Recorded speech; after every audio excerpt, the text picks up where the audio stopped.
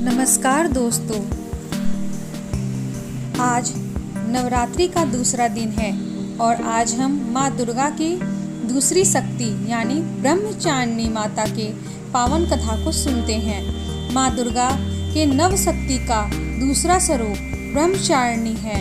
यह ब्रह्म का अर्थ तपस्या है। माँ दुर्गा का स्वरूप भक्तों और सिद्धों को अनंत फल देता है। इनकी उपासना करने से तप, त्याग और वैराग्य मिलती है।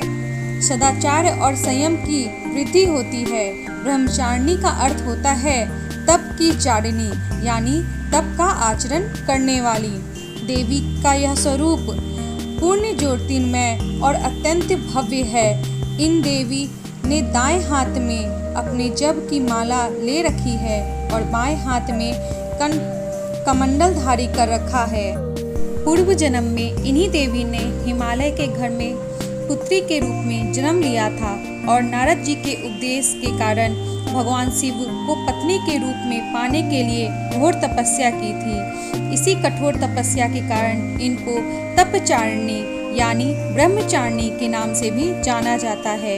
1000 वर्ष तक इन्होंने केवल फल फूल को ही खाया था और शाक पर निर्वहन किया था और बहुत से कठिन उपासना रखे थे। खुले आकाश के नीचे वर्षा और धूप में घोर कष्ट भी सहे थे। 3000 वर्षों तक यह केवल बेलपत्र खाई थी और भगवान शिव की आराधना की थी।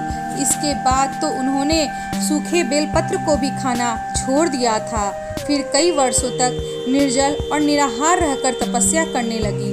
कठिन तपस्या के कारण माँ देवी का शरीर एकदम क्षीण हो गया था। समस्त देवी देवताओं, ऋषि मुनि और सभी ने आज तक किसी को भी ऐसी कठोर तप और तपस्या करते हुए नहीं देखा था। यह तो बस उनसे ही संभव था। तब एक बार मुनि उनके पास आए और कहे कि हे माँ, आपसे ही यह इतना कष्ट सहन हो सका है। आपकी मनोकामना पूर्ण रूप होगी और भगवान शिव आपको पति के रूप में अवश्य मिलेंगे। अब आप अपने तपस्या के बाद घर को लौट जाएं। हे देवी, आपके पिता के घर जल्द ही बुलावा आएगा। तो ये थी माता ब्रह्मचारिणी की कथा। माँ ब्रह्मचारिणी की कृपा से सर्व सिद्धि की प्राप्ति होती है।